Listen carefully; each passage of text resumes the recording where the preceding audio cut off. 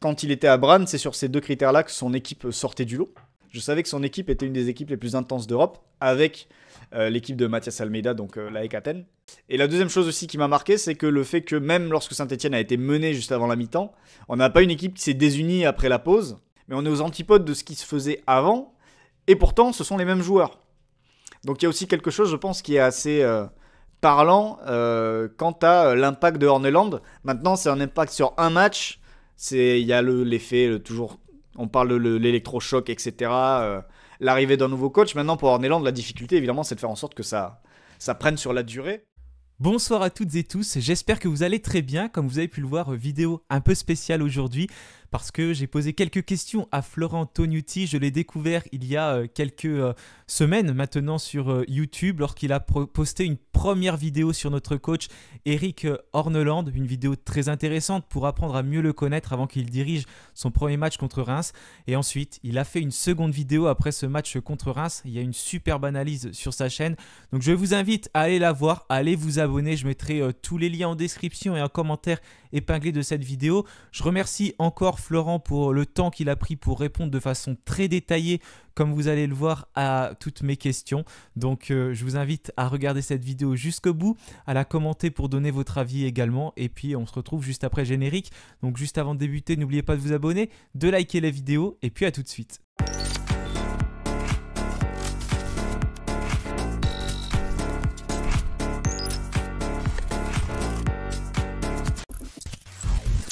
J'ai remarqué que dans tes deux vidéos sur Eric Horneland, tu te bases souvent sur deux critères qui sont le PPDA et l'intensité. Est-ce que tu peux rapidement nous expliquer de quoi il s'agit ? Alors le PPDA, c'est le nombre de passes par action défensive. En gros, c'est le nombre de passes que tu laisses à l'adversaire entre deux actions défensives. Et c'est pas mesuré sur tout le terrain, c'est mesuré dans la zone, dans les deux premiers tiers du terrain. Voilà, le PPDA, a metric to quantify high press intensity. Donc en fait, on va mesurer les actions défensives réalisées dans cette zone du terrain. Donc c'est les deux premiers tiers de l'adversaire. Parce que toi, tu attaques dans cette direction. Donc là, c'est le milieu de terrain et là, c'est le tiers adverse depuis lequel il sort le ballon. Et donc voilà, dans cette zone, on calcule toutes les passes de l'adversaire qui ont commencé là et on les divise par le somme d'actions défensives.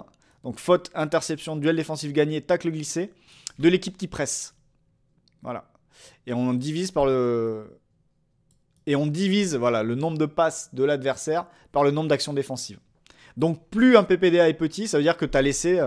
par exemple, quand je dis que lors de Saint-Etienne-Reims, le PPA de Saint-Etienne est à 8,79, ça veut dire que quand on prend toutes les passes de Reims dans cette zone du terrain, donc dans les deux premières zones pour eux, Saint-Etienne a laissé Reims faire 8 passes entre deux actions défensives de leur part. Voilà. Sachant que quand on prend l'évolution du PPDA, au début du match, les 30 premières minutes du match, Saint-Etienne a laissé Reims faire, je crois, 3-4 passes maxi. Et après, le PPDA a baissé avant la pause. C'est pour ça qu'on arrive à 8. Mais dans les temps les plus forts de Saint-Etienne, Reims faisait que 3-4 passes maximum dans cette zone du terrain avant que Saint-Etienne tente de récupérer le ballon, tente une action défensive. Voilà. Et pour l'intensité, il s'agit de... on prend le minute de possession de l'adversaire et on compte le nombre d'actions défensives tentées par minute de possession de l'adversaire. Voilà, tout simplement. C'est un petit peu la même chose, sauf que cette fois-ci, ça aussi, c'est calculé sur tout le terrain. Voilà. Et d'ailleurs, pourquoi est-ce que tu as choisi ces deux critères ? Est-ce que c'est spécifique à Eric Horneland ou alors est-ce que c'est une méthode générale dans l'ensemble de tes analyses sur les différents coachs ?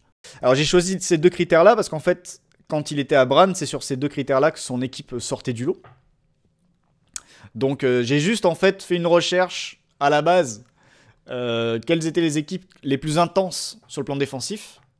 Donc qui avaient les PPDA, soit le PPDA le plus faible et l'intensité la plus élevée. Et en l'occurrence, je suis tombé sur Horneland comme ça. Avant même qu'il signe à Saint-Etienne, je savais que son équipe était une des équipes les plus intenses d'Europe, avec l'équipe de Mathias Almeida, donc l'AEK Athènes. Et donc c'est comme ça que je suis tombé dessus. Donc c'est plus une... je suis tombé dessus par hasard, je me suis dit, tiens, ok, cet entraîneur-là, il fait ça. Et quand j'ai vu que Saint-Etienne le faisait, je me suis dit, ok, bon, bah, c'est forcément un critère qui est entré dans leur prise de décision, je pense. On t'a regardé, comme j'ai vu, le match entre Saint-Etienne et Reims. Qu'est-ce qui t'a particulièrement marqué sur cette rencontre dans la manière de jouer de l'AS Saint-Etienne? Bah, c'est ça. C'est le fait que dès le premier match, ils aient déjà enregistré vraiment beaucoup de choses dans ce que veut faire Orneland de cette équipe. Défensivement, il y a beaucoup de choses qui ont été faites, et vous l'avez vu dans la vidéo que j'ai pu produire, qui étaient... Enfin, qu'on voyait déjà avec Bran, quoi. Il a copié-collé son modèle. Maintenant, la question, ça va être de savoir si ça va pouvoir durer. Mais ce pressing sur les 30 premières minutes où Reims n'existe quasiment pas, ça, c'était quelque chose. Et la deuxième chose aussi qui m'a marqué, c'est que le fait que même lorsque Saint-Etienne a été mené juste avant la mi-temps, on n'a pas une équipe qui s'est désunie après la pause. Et ils sont revenus même... Ils ont encore un peu plus poussé. Et ils sont revenus au score, ils ont renversé le match, etc. Donc il y a aussi le fait que mentalement, il a réussi quand même à maintenir les joueurs à un bon niveau à la mi-temps, à remobiliser tout le monde pour revenir et gagner le match. Donc ça, c'est intéressant aussi, je pense. Tu parlais que le PPDA de l'AS Saint-Etienne était de 16,61, c'était sa moyenne, 17e de Ligue 1 sur ses premiers matchs de la saison, sur cette première partie. Et là, on est passé à 8,79 contre Reims. Donc là, on serait le 3e meilleur PPDA de Ligue 1. Est-ce que tu t'attendais à ce que les joueurs répondent aussi bien dès le premier match d'Orneland? Non, ça restait une surprise. Maintenant, quand j'ai vu les premières minutes, je me suis dit que, ok, déjà, ce coach-là, il a réussi en une dizaine de jours à faire passer ses idées et à faire en sorte que les joueurs enregistrent ce qu'ils voulaient, parce que les joueurs ont particulièrement bien compris. Après, c'est les 11 joueurs qui étaient sur le terrain. Peut-être que ce n'est pas le cas de tous les joueurs de l'effectif. Mais en tout cas, le message passe. Le discours a l'air de marcher. Et surtout, ce qui est marquant sur ce premier match, c'est qu'on est aux antipodes. C'est ce que tu as relevé avec le chiffre que j'ai donné du PPDA. Mais on est aux antipodes de ce qui se faisait avant. Et pourtant, ce sont les mêmes joueurs. Donc il y a aussi quelque chose, je pense, qui est assez parlant quant à l'impact de Orneland. Maintenant, c'est un impact sur un match. Il y a l'effet, toujours, on parle de l'électrochoc, etc. L'arrivée d'un nouveau coach. Maintenant, pour Orneland, la difficulté, évidemment, c'est de faire en sorte que ça prenne sur la durée. Et que le résultat, par exemple, face au Paris Saint-Germain, qui va être un match, qui est toujours un match à part dans une saison, bah, peut-être que Paris, ils vont s'amuser avec le pressing de Saint-Etienne. Mais il ne s'agira pas peut-être de tout abandonner. D'ailleurs, ça va être intéressant de voir au coup d'envoi, est-ce que Saint-Etienne va rentrer dans le match comme ils sont rentrés dans le match contre Reims, ou est-ce que déjà il va y avoir des ajustements, des adaptations. Donc ça va être un point qui va être très intéressant, je pense, sur ce match. Donc on a vu que c'était une approche avec un bloc assez haut de la part de Saint-Etienne et de la part des équipes d'Orneland. Est-ce qu'il y a un joueur qui a un rôle particulièrement clé dans les transitions défensives ou alors dans les transitions offensives pour ces équipes quand on joue de cette manière-là?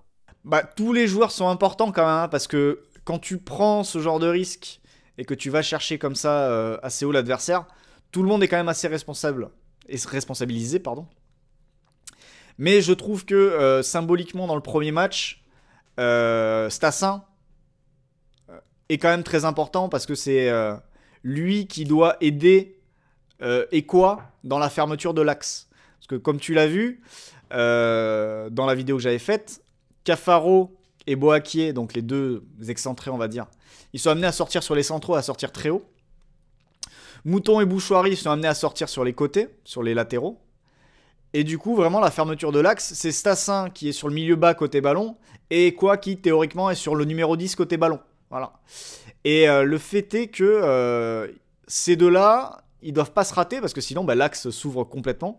Et ça va être un gros travail, par exemple, pour Stassin sur le match contre Paris. Probablement face à Vitinha. Il va devoir beaucoup courir et être très attentif parce qu'en plus, Paris aime beaucoup faire permuter les joueurs et dans cette zone du terrain tu vois, si Vitinha embarque Stassin avec lui et Joao Neves décroche dans l'espace que Vitinha a libéré et ainsi de suite, ça peut vite devenir problématique. Donc ça va être intéressant à voir comment les Stéphanois vont le gérer. Donc ouais, j'ai envie de te dire Stassin et quoi. C'est en plus moi personnellement et quoi les fois que j'avais vu Saint-Étienne sur la première moitié de saison, je l'avais pas trouvé bon, mais rien m'avait, ou j'étais pas tombé sur les bons matchs peut-être, mais en tout cas rien m'avait particulièrement accroché parce que moi c'était une découverte, je connaissais pas le joueur. Et là je l'ai trouvé très bon face à Reims aussi. Donc je trouve que ça lui a bien convenu aussi. Donc voilà, ces deux-là, voir comment ça va, ce que ça va donner face à des équipes de niveau supérieur, ça va être intéressant. Et de ton côté, j'aimerais savoir comment est-ce que tu perçois l'implication de certains joueurs, par exemple Lucas Tassin ou Cafaro, que tu as beaucoup évoqué dans ta dernière vidéo, dans ce pressing qui est plus haut. Est-ce que ce sont vraiment les attaquants qui détiennent les clés du jeu? Alors pas les clés, mais c'est eux qui, par exemple les deux ailiers, les deux excentrés, ce sont ceux qui sont chargés d'enfermer l'adversaire sur un demi-terrain pour faciliter le pressing des autres, première chose. Et Stassin, de fermer face à la sentinelle généralement, ou le milieu le plus reculé, donc là aussi c'est très important. Donc oui, c'est très important d'avoir une première ligne qui travaille et une première ligne mobile. Et c'est pour ça que moi je me pose la question par exemple de l'avenir d'un joueur comme Ibrahim Sissoko dans cette équipe. J'ai du mal à l'imaginer être aussi mobile sur 90 minutes et faire ce travail de pressing et de couverture qu'a pu faire Stassin en position d'avant-centre. Donc ça, c'est une question aussi que je me pose de ce point de vue.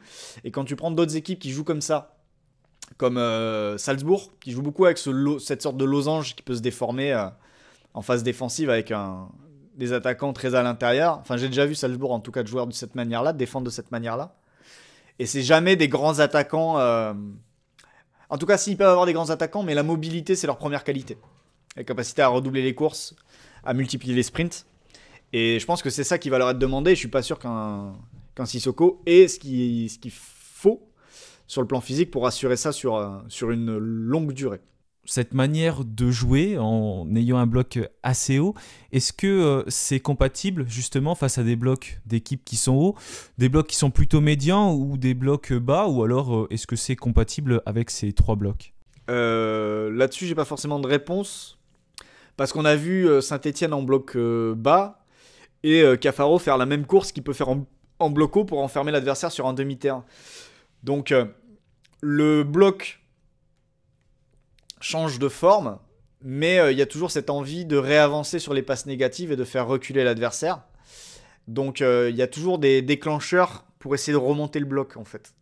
Donc on a vu sur le premier match que ça pouvait résister aux trois situations.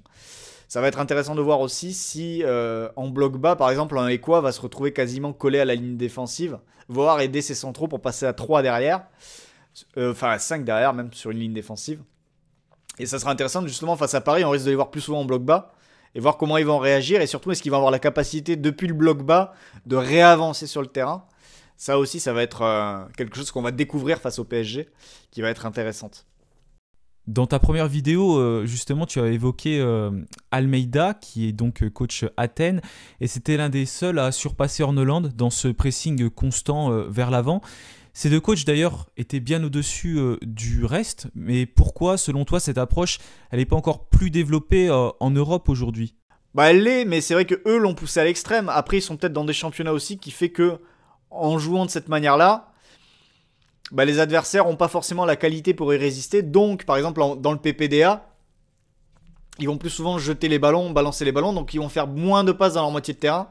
Donc, tu as plus de chances de ressortir du lot au niveau du PPDA. Donc, c'est aussi le niveau des championnats qui expliquait en partie peut-être pourquoi ils sont bien au-dessus du reste à ce niveau-là. Maintenant, parce que tu vois, dans l'approche de Horneland face à Reims, c'est la même chose que Saint-Étienne, et pourtant le PPDA était quand même bien élevé. On n'est pas arrivé à un PPDA au niveau du PPA de Brann en Norvège. Et ça, c'est peut-être sans doute dû à la qualité en face côté rémois. Donc la qualité de l'adversaire du championnat. Donc je pense aussi que le fait de faire ça en Norvège et en Grèce permet d'avoir des résultats extrêmes. Et peut-être que ces résultats-là, tu peux pas les atteindre dans un championnat comme la Ligue 1.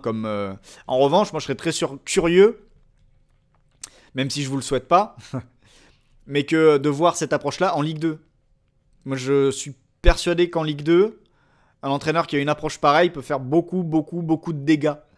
Et peut-être avoir un PPDA du niveau de la Ekaten, ou du niveau de Brann en Norvège. Mais bon, j'espère pour vous que vous ne le verrez pas l'année prochaine. Voilà. Bon, en voyant le premier match de Saint-Etienne, j'ai quand même l'impression que cette méthode, elle demande une grande coordination entre tous les joueurs. Et tout le monde semblait bien impliqué contre Reims. On n'a pas vu de soucis à ce niveau-là, même si voilà, Orneland a quand même dit qu'il y avait quelques petites choses qui n'allaient pas. Bien évidemment, c'est normal. Mais si un joueur est incapable de répéter les courses ou se retrouve perdu sans vraiment comprendre ce que le coach attend, est-ce que tout le système, tout ce que le coach veut mettre en place peut s'effondrer et ça peut mettre en difficulté l'équipe? Bah, c'est le lot de tous les systèmes, mais oui. Oui, il y a évidemment des points faibles à tout système de jeu, à toute approche. Et il y en a qui étaient visibles contre Reims. Hein.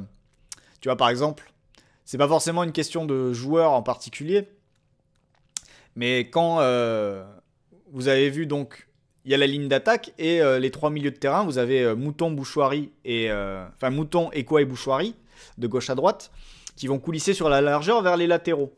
Donc vous avez Mouton et Bouchoirie qui doivent faire des courses assez intenses pour sortir fort sur le latéral et fermer côté. Le problème, c'est que quand vous sortez fort comme ça, le danger, c'est que l'adversaire vous prenne à contre-pied et rentre à l'intérieur. Et là, ça peut être très dangereux. Et c'est pour ça d'ailleurs que, imaginons Mouton face au PSG, il va sortir sur Hakimi, très fort. Hakimi va faire son crochet intérieur pour rentrer. Qu'est-ce qui se passe? Soit Stassin, qui normalement est à l'intérieur sur le 6 parisien sur Vitinha, bah, si Stassin il coulisse pour prendre Hakimi et enfermer et empêcher Hakimi de rentrer à l'intérieur, bah, dans ce cas-là, il va libérer Vitinha. Et du coup, derrière, il y a un décalage qui peut se créer, ainsi de suite. Donc ça, par exemple, le joueur applique les consignes, mais c'est une faiblesse inhérente au système. Après, il faut que l'adversaire ait la capacité et la qualité pour faire ce crochet intérieur, pour éliminer le pressing, le prendre à contre-pied et rentrer. C'est pas donné à tout le monde, mais c'est vrai qu'il y a des joueurs parisiens qui sont sans doute capables de le faire. Donc, mais par contre, pour revenir, parce que je digresse un peu, pour revenir à ta question sur l'incapacité à répéter les courses, oui, là par contre, je pense que sur le plan physique, c'est pour ça que tout à l'heure, par exemple, je parlais d'un joueur comme Sissoko, des joueurs qui sont pas capables de répéter les courses, je pense qu'ils vont pas rester à Saint-Etienne longtemps. Mais quand vous prenez les joueurs alignés face à Reims, ça allait. Je pense que sur le banc, il y a quelques joueurs. Mais c'est vrai qu'il y a des joueurs, c'est difficile de les voir compatibles. Il y a des attaquants. Alors là, ça tombe sur le pauvre Sissoko. Mais il y a d'autres attaquants en Ligue 1 qui ont son gabarit et qui ont sa capacité. Enfin, qui sont pas forcément hyper mobiles devant. Je pense que c'est pas des joueurs compatibles avec le projet de Horneland. Mais c'est pas non plus des joueurs compatibles, par exemple, avec le projet Salzbourg. Voilà. Pour reprendre un projet qui, de mon point de vue, il ressemble pas mal. Même chose si vous prenez à des niveaux plus supérieurs, mais à Liverpool, il n'y a pas n'importe quel avant-centre qui peut aller à Liverpool. C'est des avant-centres qui vont devoir redoubler les courses et ainsi de suite. Bon, pour aborder un petit peu plus la suite, parce que c'est ce qui nous intéresse, il y a ce match contre le Paris Saint-Germain qui arrive, mais toute la suite de la saison avec l'objectif de se maintenir. Sur ce premier match, on a vu déjà qu'il y avait des choses quand même très intéressantes.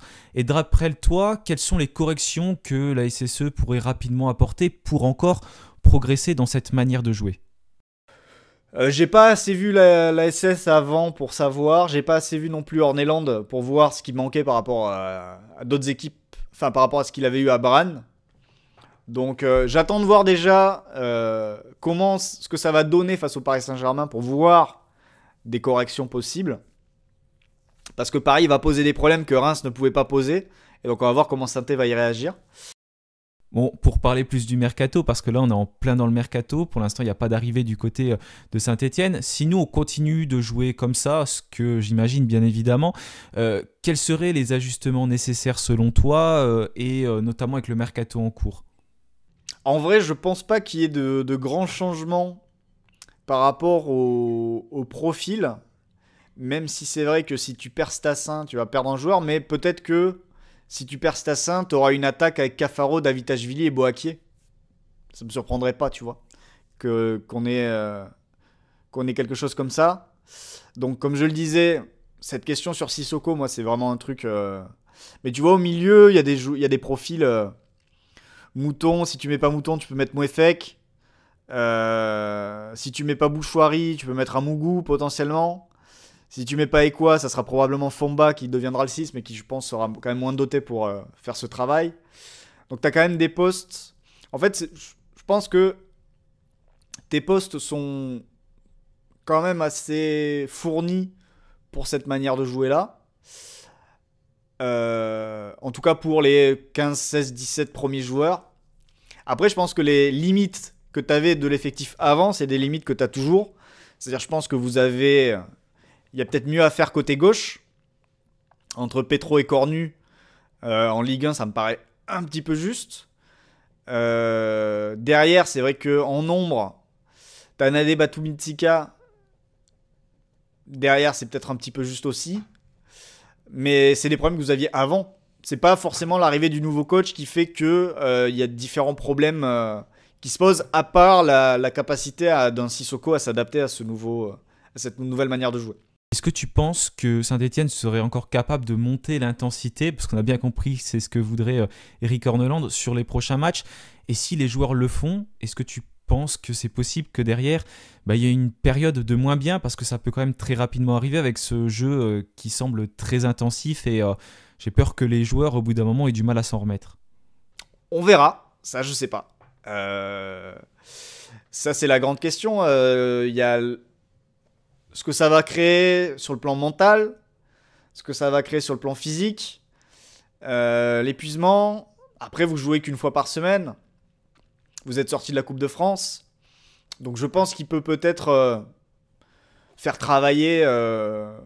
C'est pas. Autant, tu vois, une approche comme celle-là, quand tu dois jouer tous les 3 jours, je pense qu'à un moment donné, tu es obligé d'ajuster ou de mettre de l'eau dans ton vin. Là, une fois par semaine, je me dis que c'est tenable. Mais bon, on va découvrir aussi au fur et à mesure. Peut-être qu'il va y avoir des blessés, des choses comme ça. Donc, ça peut évidemment avoir un impact sur les joueurs. Mais c'est difficile de dire oui, ça va peser ou non. Voilà. J'ai pas forcément de réponse claire là-dessus. Est-ce qu'ils peuvent encore augmenter ? Contre Paris, ça va être compliqué. Comme ça, je réponds à ta 13e question. Est-ce que ça semble risqué de jouer comme contre Reims ? Oui, parce que Paris est la meilleure équipe sous pression. Donc, aller les chercher et les mettre sous pression, ça va forcément être un qui tout double un petit peu, parce que c'est l'équipe la plus capable de casser cette pression. Donc, forcément, ça sera risqué.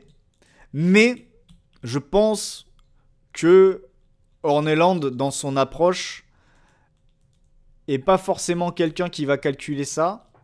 Et il va vouloir, je pense qu'ils vont rentrer dans ce match avec l'envie de rentrer contre Paris, comme ils sont rentrés contre Reims, quitte à assumer ce qui se passe derrière. Ça me surprendrait pas que ce soit ça. Après, peut-être que sur les séquences avec le ballon, il demandera à ses joueurs un peu plus de patience pour essayer justement de créer des temps où on peut garder la balle, se reposer, parce que normalement Paris risque d'avoir quand même beaucoup le ballon. Donc peut-être qu'il va demander à ses joueurs, sur les séquences avec ballon, on essaye de la garder, de prolonger le temps de jeu pour récupérer, mais par contre sans le ballon, de mettre la même intensité que celle qui a été vue contre Reims. Voilà. Mais c'est vrai que dans l'approche, ça n'a pas l'air d'être un entraîneur qui transige sur le style. Il jouait de la même manière face aux meilleures équipes que face aux équipes de bas de tableau. Donc je vois pas pourquoi il changerait contre Paris. Même s'il y aura peut-être des ajustements dans le comportement avec ballon, on essaiera peut-être moins rapidement de se remettre dans le combat. Jelon, deuxième ballon, ce que vous avez beaucoup fait sur le premier match et ce qu'il faisait beaucoup à Brann. Il va peut-être essayer de un peu plus la garder, parce que sinon ça relancerait potentiellement un temps de jeu direct pour le PSG. Et ça peut mettre l'équipe en difficulté. Donc voilà, à voir. Je serais surpris qu'il change complètement d'approche quand même. Je pense qu'on va voir les grandes lignes de ce qu'on a vu contre Reims, on va les revoir contre Paris, face à un adversaire par contre qui sera vraiment capable de casser ça et de faire mal. Donc là, ça va être la grande question de Saint-Etienne dans ce domaine-là. Comment est-ce qu'on va réagir quand Paris va casser notre pressing ? Donc la transition def, comment on va la gérer ? Et ensuite, en bloc bas, comment est-ce qu'on va réussir à remonter le bloc comme on a pu le faire contre Reims, avec les courses de Cafaro, de Boakier, pour enfermer l'adversaire de mi-terrain. Est-ce que Paris va se laisser enfermer, etc. etc. Il y a beaucoup de choses intéressantes à voir dans ce match. Donc, évidemment, ce que pourra faire Saint-Etienne avec le ballon. Voilà, je vous remercie d'avoir regardé cette vidéo. N'hésitez pas à donner votre avis en commentaire et encore une fois, allez voir la chaîne de Florent parce qu'il réalise vraiment un très très grand travail et je le remercie encore d'avoir pris du temps pour répondre à toutes ces questions et puis vraiment répondre de façon détaillée. J'espère que vous avez pu apprendre des choses et si vous voulez bien sûr voir une vraie approche avec des captures d'écran et quand il explique comment fonctionne le système de jeu, n'hésitez pas à aller voir ces vidéos parce que vraiment elles sont très intéressantes. Nous, on se retrouvera pour l'avant-match de Paris Saint-Germain-Saint-Etienne. Et puis en attendant, je vous dis une bonne soirée, une bonne journée et puis bien évidemment, allez les Verts.